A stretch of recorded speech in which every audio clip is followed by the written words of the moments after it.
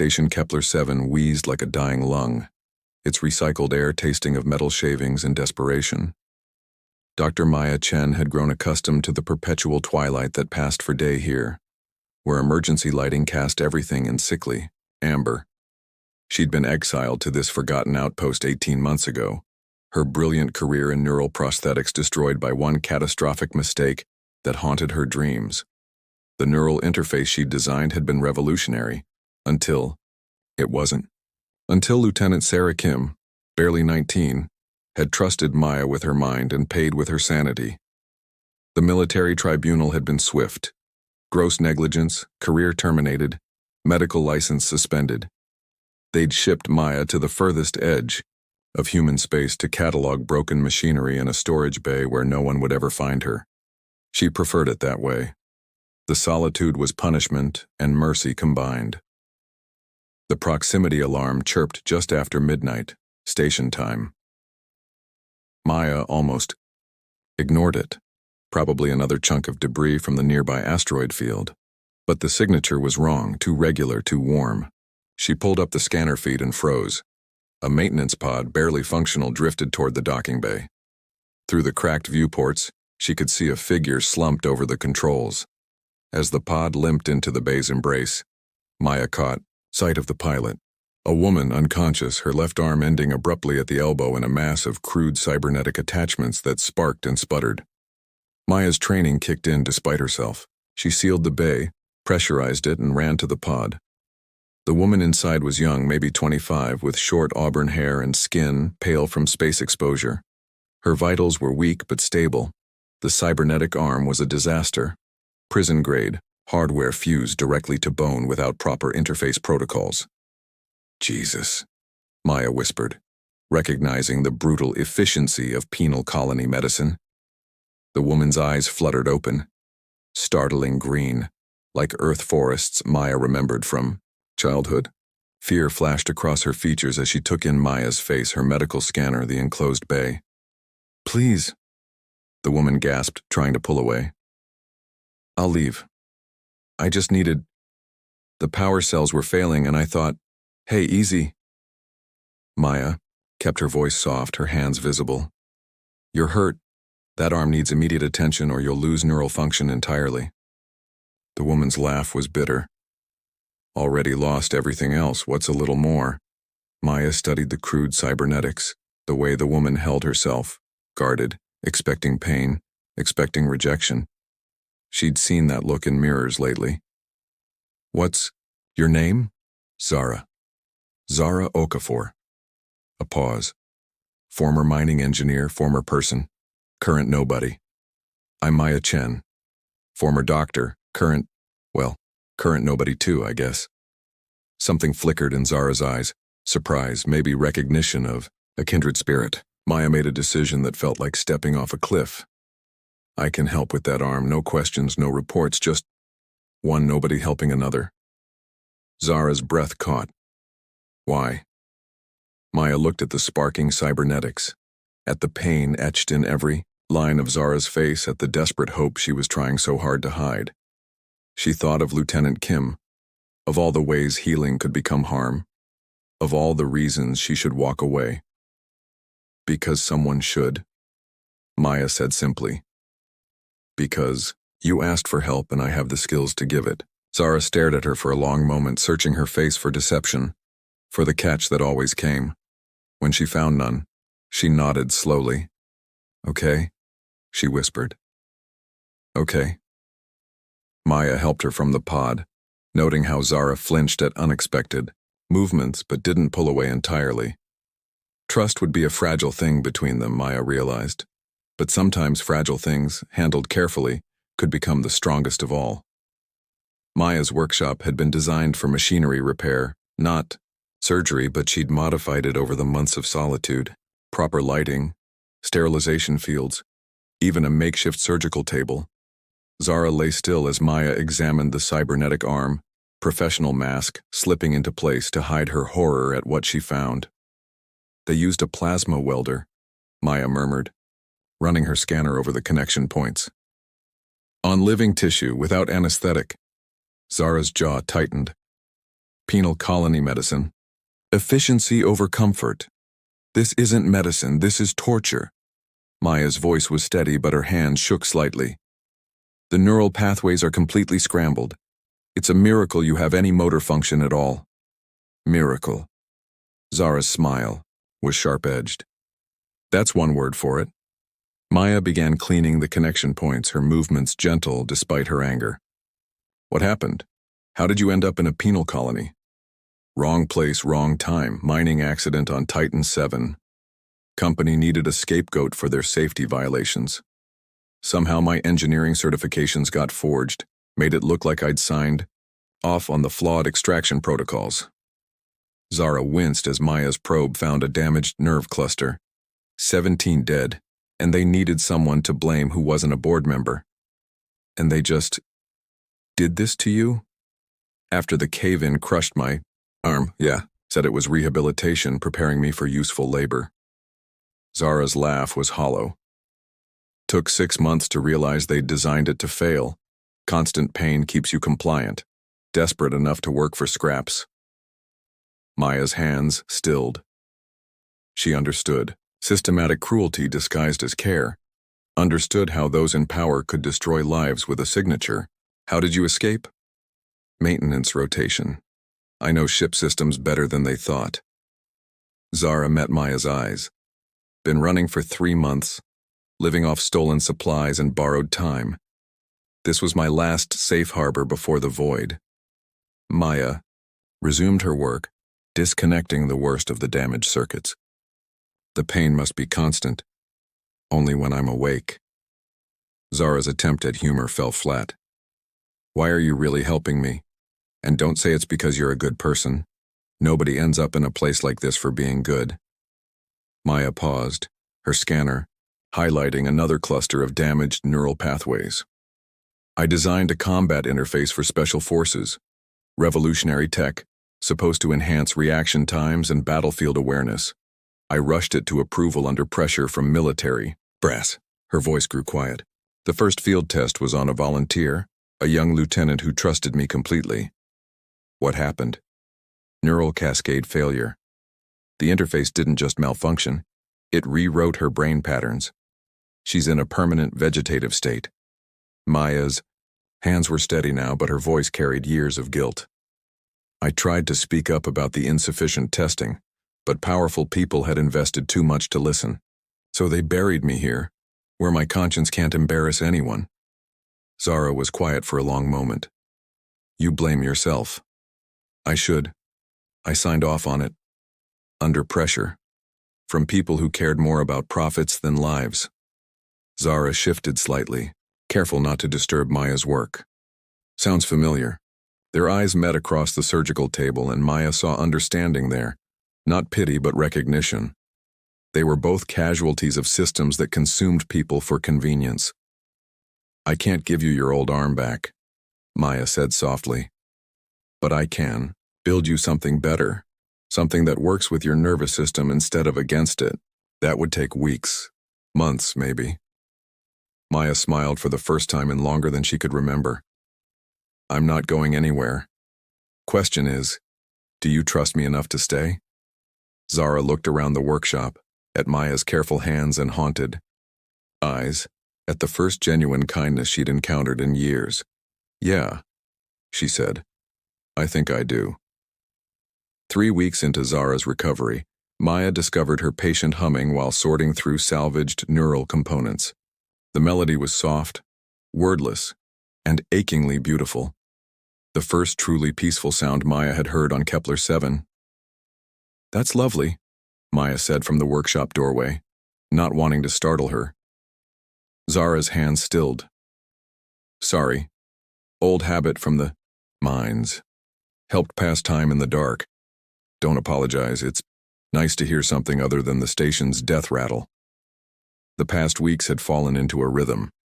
Mornings spent designing Zara's new prosthetic, afternoons on delicate neural reconstruction surgery, evenings sharing meals and cautious conversation. Maya found herself looking forward to these interludes, to the way Zara's sharp wit cut through the station's oppressive loneliness. You know, Zara said, holding up a circuit board. Your surgical technique is flawless, but your component organization is chaos incarnate. Maya laughed. I'm a surgeon, not a librarian. Former surgeon, Zara corrected with a teasing smile. Current hermit with hoarding tendencies. Former hermit, Maya countered. Current, what am I now? Zara's expression grew thoughtful. Friend? The word hung between them, fragile and precious. Maya felt something tight in her chest begin to loosen. I'd like that, she said quietly. That evening, as they shared another meal of recycled protein and hydroponic vegetables, Zara asked about Maya's life before the exile. Maya found herself talking about her childhood on Earth, her years of medical training, the excitement of pioneering new frontiers in neural engineering. You light up when you talk about the work, Zara observed. The real work, not what they forced you to do. I used to love it. Thought I was helping people, advancing human capability. Maya's expression darkened. Now I see how naive I was. How easily good intentions become weapons in the wrong hands. That doesn't make the intentions less good. Zara reached across the small table, her fingers brushing Maya's hand. What happened to Lieutenant Kim wasn't your fault. You were manipulated, pressured into compromising your standards. Maya looked down at their touching hands, surprised by how natural it felt.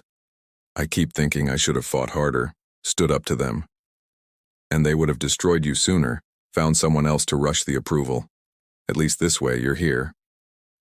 Zara's smile was soft. At least you found me drifting in that broken pod. Is that what you call it, finding you? Maya's pulse quickened as Zara's thumb traced across her knuckles. What would you call it? Maya considered this, aware of the shift in the air between them, the way Zara's green eyes seemed to hold starlight. Salvation. For both of us, maybe. Zara's breath caught. Maya. Too much? Maya started to pull her hand away, but Zara held on. No, not too much, just unexpected. They sat in comfortable silence, hands linked across the table. Maya felt something she'd thought lost forever, hope, warm and dangerous and absolutely terrifying. The new prosthetic should be ready for initial testing tomorrow, Maya said eventually. Changing the subject? Maybe. Is that okay? Zara's smile was understanding. Yeah. We have time. Time. Maya realized she'd stopped thinking about this as temporary, stopped planning for Zara's eventual departure. The station felt less like a prison now and more like a sanctuary, a place where two broken people could heal together. Maya? Zara's voice was thoughtful. Yeah? When I'm fully healed, when the prosthetic is perfect? What happens then? Maya met her eyes, saw her own fears reflected there. I don't know. What do you want to happen? I want to stay, Zara said quietly. If you'll have me. Maya's heart skipped. Are you sure? This place isn't exactly paradise. No, Zara agreed, squeezing her hand. But you're here. The first test of Zara's new prosthetic was a disaster. The neural interface connected perfectly, but when she tried to flex her new fingers, her entire body convulsed. Maya disconnected the power supply immediately, catching Zara as she collapsed. I'm sorry, Maya whispered, checking Zara's vitals with shaking hands. The integration protocols must be… Stop, Zara gasped, her natural hand gripping Maya's wrist. Stop apologizing. We knew this wouldn't be perfect on the first try. But Maya was spiraling, lost in memories of Lieutenant Kim's trusting smile, before everything went wrong. I can't do this again, I can't hurt you. Zara struggled to sit up, her green eyes fierce with determination. Look at me, Maya. Look at me. When Maya reluctantly met her gaze, Zara continued, I'm not her. This isn't then. And you're not the same person who made that mistake. But what if the station's life support fails? What if a solar flare fries our electronics? What if? Zara's voice was gentle but firm. We could spend forever afraid of what might go wrong. or we can trust each other and try again. Maya felt tears threatening. I can't lose you. The admission hung between them, raw and unintended. Zara's expression softened and she reached up to cup Maya's face with her remaining hand. You won't lose me. I'm choosing this, choosing to trust you. Every step of the way. Maya leaned into the touch, overwhelmed by the simple acceptance in Zara's eyes. How are you so brave? I'm not brave, I'm desperate. Zara's smile was self-deprecating. Desperate enough to bet everything on a brilliant, beautiful doctor who sees me as worth saving. The word beautiful sent warmth flooding through Maya's chest. Zara, I know we haven't talked about this. Zara's thumb traced Maya's cheekbone. Whatever this is between us. But I need you to know, I trust you with my life. More than that, I trust you with my heart. Maya's breath caught. Your heart? I think I'm falling in love with you, Maya Chen. Probably fell the moment you chose to help a stranger instead of turning away. The confession was a supernova in Maya's chest, brilliant and terrifying. I think I'm falling in love with you, too, which is why I'm so scared of hurting you. Then don't hurt me by giving up, Zara said simply. Hurt me by trying, by fighting for us, by believing we deserve better than fear. Maya closed her eyes, feeling the weight of the decision. When she opened them again, her resolve had crystallized. Okay. We'll modify the integration protocols, slow down the neural mapping process. It might take longer, but... Zara silenced her with a kiss, soft and electric and full of promise. When they broke apart, both were breathing hard. Thank you, Zara whispered against Maya's lips. For what? For seeing me, for staying, for being exactly who you are.